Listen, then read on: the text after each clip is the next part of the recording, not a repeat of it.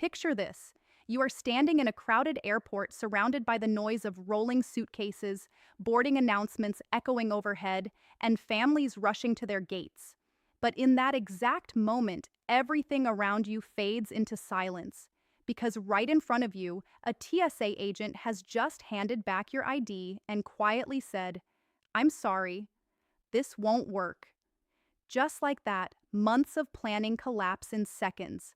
The hotel reservations, the family waiting on the other side, the once-in-a-lifetime trip you saved for, all of it slipping away not because you forgot something obvious, not because you broke a rule, but because of something no one clearly explained to you.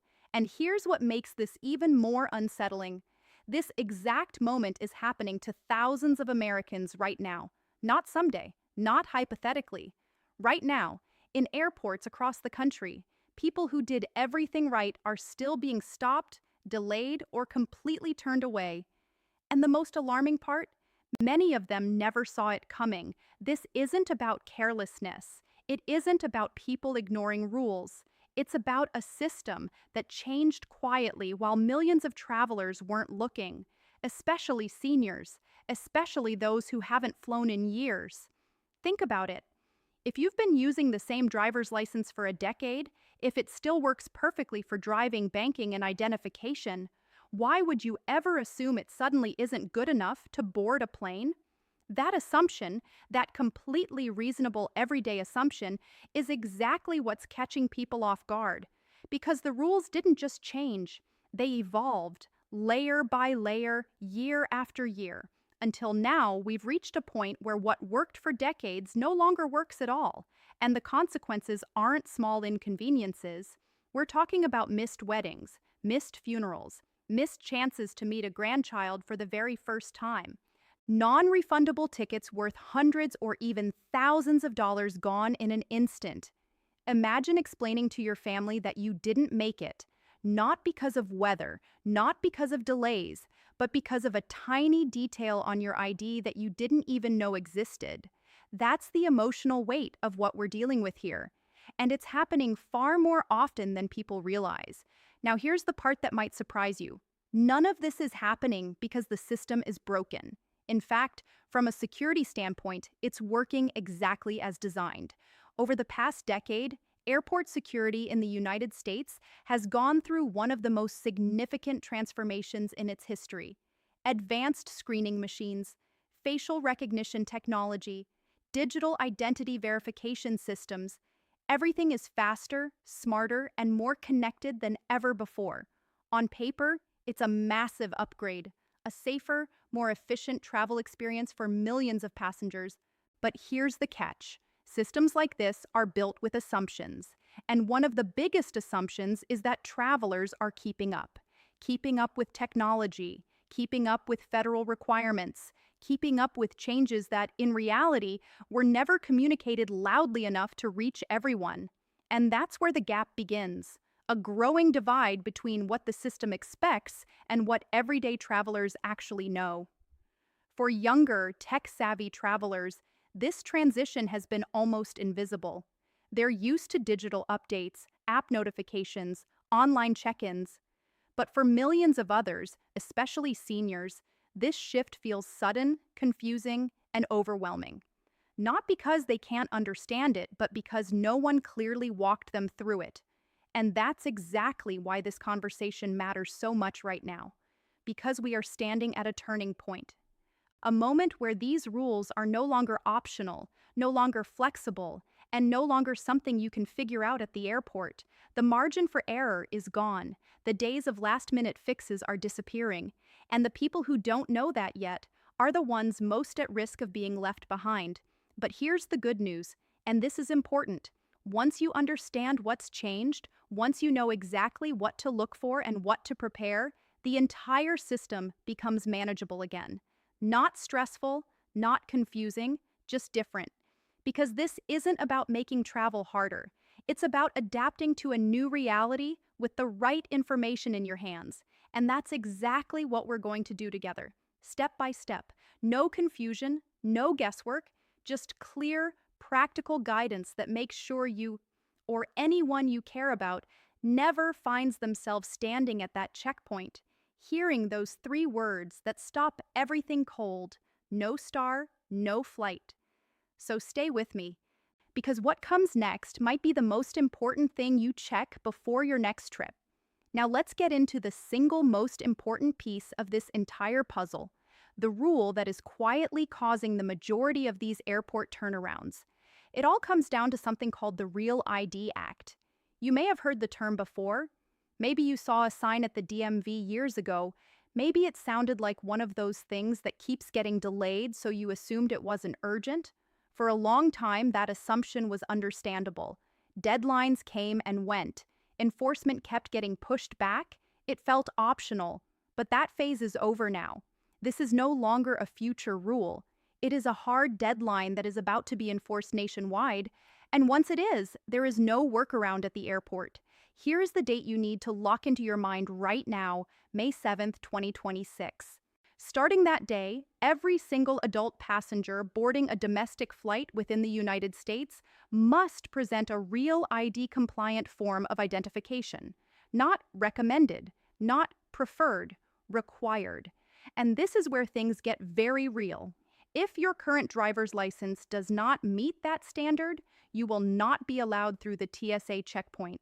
It does not matter if your license is still valid. It does not matter if it expires in 2 years. It does not matter if you have been using it without issue your entire life. If it does not meet the federal Real ID standard, it will not be accepted for air travel. Period. So what exactly makes an ID Real ID compliant? The easiest way to understand it is this. It's not about the expiration date, it's about verification. Under the Real ID system, states are required to follow strict federal guidelines when issuing identification. That means verifying your identity using official documents, confirming your social security number, and requiring proof of your current address. Once those checks are completed, your ID is marked as compliant. And visually, there is one simple way to tell: a small star. Take a moment and imagine holding your driver's license in your hand. Look at the top corner, usually the upper right. If your ID is Real ID compliant, you will see a star symbol. In some states, it's a gold star. In others, it might be black or combined with a state icon. But there will always be a star. That tiny symbol is now one of the most important travel indicators in the country. It's the difference between walking through security and being stopped in your tracks. And here's what's catching so many people off guard. Millions of Americans still don't have that star, not because they refused it, not because they ignored it, but because when they renewed their license years ago, the Real ID upgrade wasn't required yet, or they simply chose the standard option without realizing the long-term consequences. At the time, it didn't matter. Today, it matters more than almost anything else you carry to the airport. Now let's talk about what you can do if you check your ID and realize that star isn't there. You have options, clear, straightforward options, but they do require action and they do require time. The most common path is upgrading your current driver's license to a Real ID. This is done through your state's DMV. It's not complicated, but it's more involved than a typical renewal. You'll need to bring specific documents with you. Usually that includes proof of identity like a birth certificate or valid passport, proof of your social security number, and at least 2 documents that confirm your current address, things like utility bills or bank statements. And here's where urgency really comes into play. DMVs across the country are already starting to feel the pressure. As awareness grows, more people are rushing to upgrade, and appointment slots are filling up fast. In some areas, people are already waiting weeks just to get in the door. Now imagine what happens as we get closer to that May 2026 deadline. The closer we get, the longer those lines become, the harder it becomes to schedule an appointment, and the greater the risk that you won't get your updated ID in time for your trip. That's why this isn't something to deal with later. Later is exactly where the problem begins. The smartest move you can make is to handle this now, while you still have flexibility, while appointments are still available, and while you're not under the pressure of an upcoming flight. Now, there's another important point that often brings relief to a lot of travelers. A real ID compliant driver's license is not your only option. If you already have a valid US passport, you are completely covered. A passport is a federally issued document, which means it already meets all the requirements. You can use it for domestic flights without any issues at all. No star needed. The same goes for a passport card, which is a smaller, wallet-sized version designed specifically for travel identification. But again, timing matters. If your passport is expired or close to expiring, renewing it can take several weeks, sometimes longer during peak travel seasons. So just like with the DMV, this is something you want to check now, not a few days before your flight. And then there's a third group of travelers who are already in the clear: active duty military members and certain federal personnel. Their identification meets federal standards automatically. But for the vast majority of Americans, it comes down to this simple checkpoint. Do you have the star, or do you have a valid passport? Because if the answer to both of those questions is no, then without realizing it, you are on a countdown to a moment at the airport where everything looks normal until it suddenly isn't. This isn't meant to scare you. It's meant to prepare you. Because once you know this, once you take 5 minutes to check your ID and make a plan, you remove one of the biggest risks in modern travel entirely. No surprises, no last-minute panic, just a smooth, confident experience from the moment you walk into the airport. And now that we've covered the biggest rule of all, it's time to move into the next critical area, one that affects millions of travelers every single day, especially seniors. And that's what happens when you bring medications, medical devices, or need extra help getting through the airport. Now let's talk about something that affects a massive number of travelers, but almost no one explains it properly until it's too late. And that is what really happens at airport security when you are traveling with medications, medical equipment, or when you need physical assistance just to get from the entrance to your gate. Because this is another area where the rules didn't just change, they tightened, quietly, gradually, and now they are being enforced in ways that are catching people completely off guard. Let's start with medications. For years, most travelers followed a very simple routine. You packed your pills in a weekly organizer, maybe tossed a few extra bottles into your bag, and walked through security without a second thought. And most of the time, that worked. But under today's enhanced screening procedures led by the Transportation Security Administration, things are no longer that simple, especially if you're carrying multiple prescriptions, injectable medications, or anything that raises even a small question during screening. Here's the reality. TSA agents are now trained to take a closer look at medical items, not because they want to make things difficult, but because security protocols require them to verify what they're seeing. And when something isn't clearly labeled or easily identifiable, it slows everything down. That's when bags get pulled aside. That's when additional screening happens. And that's when travelers, especially seniors, start to feel stressed, confused, and sometimes even embarrassed in a very public setting. The single most important thing you can do to avoid that situation is incredibly simple, but incredibly powerful. Keep your medications in their original pharmacy bottles. Not just some of them, all of them, at least on your travel day. That label on the bottle is more than just a sticker. It's instant verification. It tells the agent exactly what the medication is, who it belongs to, and that it has been legally prescribed. Without that label, you are essentially asking the agent to take your word for it. And under current rules, that's not something they are allowed to do without further inspection. Now, let's talk about specific cases that require even more preparation. If you are traveling with insulin, syringes, or any type of injectable medication, you should strongly consider carrying a short note from your doctor. It doesn't need to be complicated. Just a brief statement on official letterhead confirming your condition and your need for those supplies. That one piece of paper can save you from long delays and unnecessary questioning. The same goes for medical devices, CPAP machines, portable oxygen concentrators, nebulizers.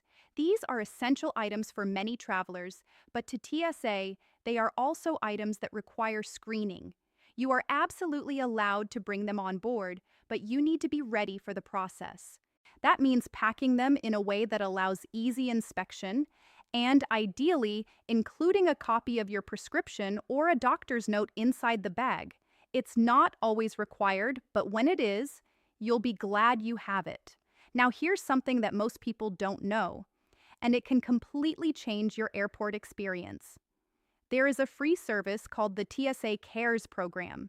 This is one of the most underutilized resources in air travel today. If you or someone you're traveling with has a medical condition, a disability, or even just needs a little extra guidance through security, you can call this program at least 72 hours before your flight. And what happens next is remarkable. They can arrange for a trained passenger support specialist to meet you at the airport, someone who understands the system, understands your needs, and walks you through the entire process step by step. No confusion, no rushing, no feeling like you're holding up the line. Just a calm, structured experience designed around you. And the best part? It's completely free. No hidden fees, no complicated enrollment, just support when you need it most. Now let's shift to mobility assistance because this is another area where expectations and reality are no longer aligned. Many travelers still believe they can simply arrive at the airport, request a wheelchair, and be taken to their gate without any issue. And while that was often true in the past, today it's a risky assumption. Most major airports now rely on third-party contractors to handle wheelchair services, and those contractors operate on schedules, not on-demand availability. What does that mean for you?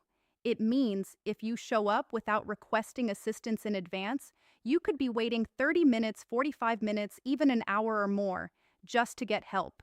And when you're on a tight schedule, that delay can be the difference between making your flight and missing it entirely. The solution is simple, but it requires planning. You need to request mobility assistance at the time of booking your ticket. Not later, not at the airport, at the time of booking. And if you've already booked your flight, call the airline and add the request as soon as possible. Ideally, you want this locked in at least 48 hours before departure. When you do that, everything changes. Instead of waiting and hoping, you arrive to find assistance already arranged, already expecting you, already ready to help. And this brings us to a bigger point. The modern airport is no longer designed for last-minute decisions. It rewards preparation. It rewards clarity. And for travelers who take a little time to plan ahead, the experience can still be smooth, efficient, and even enjoyable. But for those who rely on how things used to work, that's where the problems begin. Because what used to be simple is now structured. What used to be flexible is now scheduled. And what used to be optional preparation is now essential. The good news? None of this is difficult once you know it. It's just different. And now, you're already ahead of the curve. Next, we're going to talk about one of the fastest growing changes in air travel, the shift toward digital boarding passes, and what that means if you don't use a smartphone or prefer doing things the traditional way.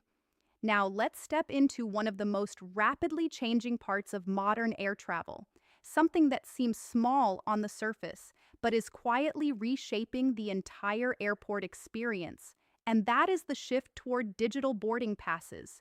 This is where technology is moving fast, expectations are changing even faster, and once again, millions of travelers, especially those who prefer simple, traditional methods, are being caught off guard at the worst possible moment.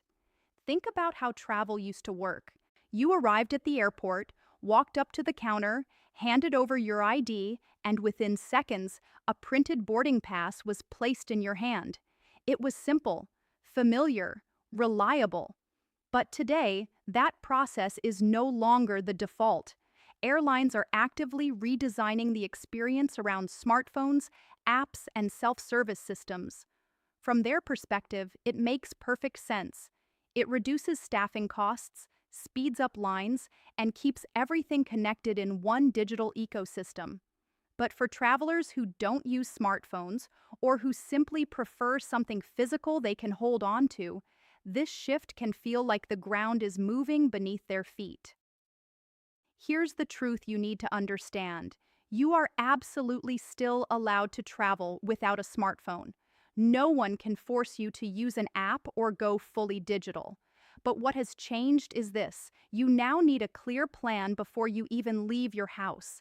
Because if you wait until you arrive at the airport to figure it out, that's where stress begins.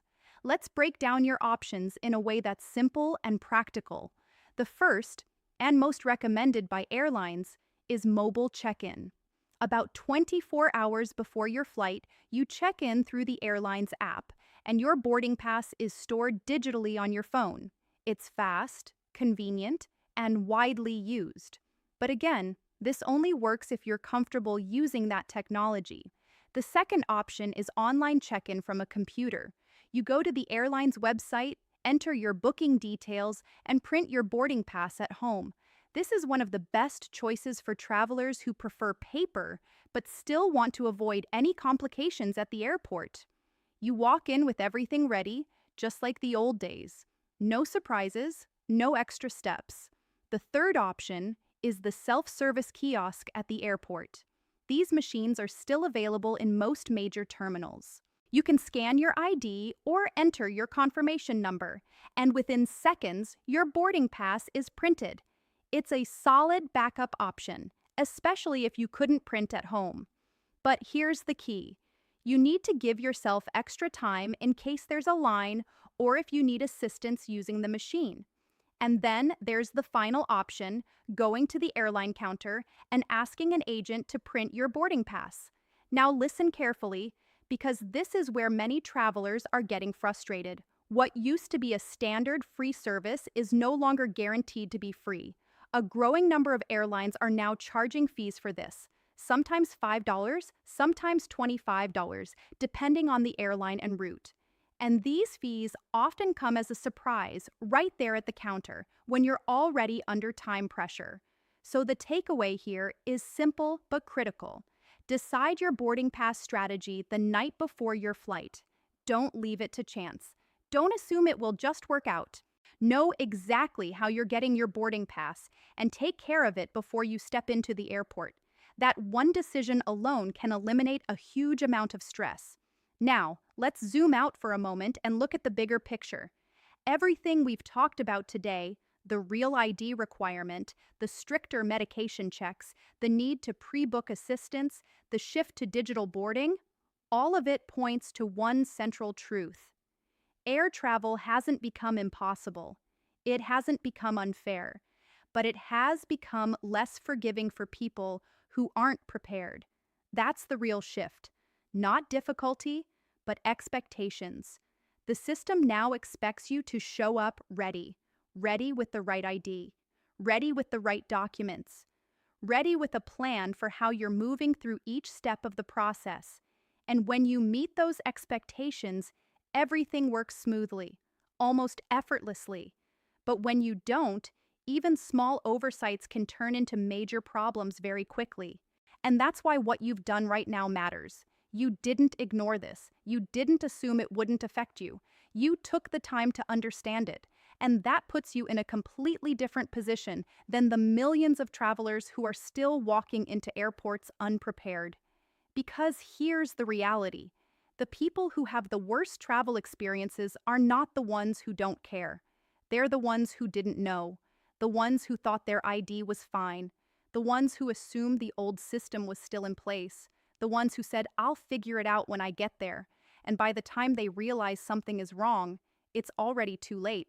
But that's not going to be you, because now you know what to check, you know what to prepare, you know what to expect, and most importantly, you know how to avoid the exact situations that are stopping others in their tracks.